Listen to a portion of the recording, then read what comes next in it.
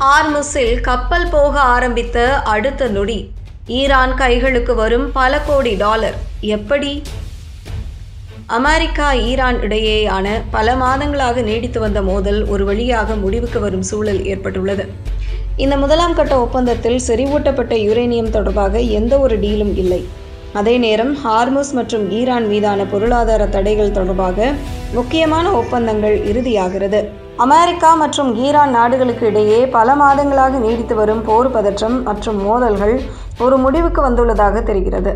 உலக பொருளாதாரத்தில் மிக முக்கியமான ஒரு பகுதியாக கருதப்படும் ஹார்முஸ் ஜலசந்தி மீண்டும் திறக்கப்பட உள்ளதும் ஈரான் மீதான பொருளாதார தடைகள் நீக்கப்பட உள்ளதும் இந்த ஒப்பந்தத்தின் முக்கிய அம்சங்களாக இருக்கும் என தெரிகிறது.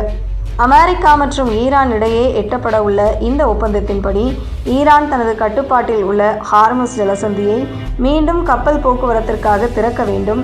இதற்கு பதிலாக அமெரிக்கா ஈரான் மீது விதித்துள்ள பொருளாதார தடைகளை தளர்த்தும். இந்த இரண்டு நடவடிக்கைகளும் ஒரே நேரத்தில் நடைபெறும் என்று அமெரிக்க அதிகாரிகள் தெரிவித்துள்ளனர். உலகில் உற்பத்தி செய்யப்படும் கச்சா எண்ணெயில் பெரும்பகுதி இந்த ஹார்முஸ் ஜலசந்தி வழியாகவே மற்ற நாடுகளுக்கு கொண்டு செல்லப்படுகிறது. போர் பதற்றம் காரணமாக இந்த பாதை மூடப்பட்டிருந்தது. தற்போது இந்த பாதையை திறப்பதன் மூலம் உலகளாவிய எரிசக்தி போக்குவரத்து மீண்டும் சீராகும். அதே நேரம் ஹார்முஸ் ஜலசந்தியில் வைக்கப்பட்டுள்ள கன்னி வெடிகளை அகற்றுவது ஒரு சவாலான காரியம். ஒப்பந்தத்தின் முதல் கட்டமாக போக்குவரத்து தொடங்கப்படும்.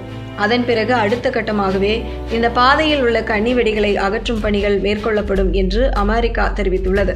அமெரிக்காவும் பாகிஸ்தானும் இந்த ஒப்பந்தம் இன்று கையெழுத்தாகும் என கூறியுள்ளது. ஆனால் ஈரான் தரப்பு சற்று நிதானமாகவே உள்ளது. இன்று ஒப்பந்தம் கையெழுத்தாகாது என்றும் ஆனால் அடுத்த சில நாட்களில் இது சாத்தியமாகலாம் என்றும் ஈரான் வெளியுறவுத்துறை அமைச்சகம் தெரிவித்துள்ளது. இந்த ஒப்பந்தம் ஈரானுக்கு பொருளாதார ரீதியாக பெரும் நிம்மதியை தரும். ஏனென்றால் பல ஆண்டுகளாக அமெரிக்கா விதித்த பொருளாதார தடைகளால் ஈரான் பொருளாதாரம் மோசமாக பாதிக்கப்பட்டு இருந்தது. அதிலிருந்து ஈரான் மீண்டு வரும்.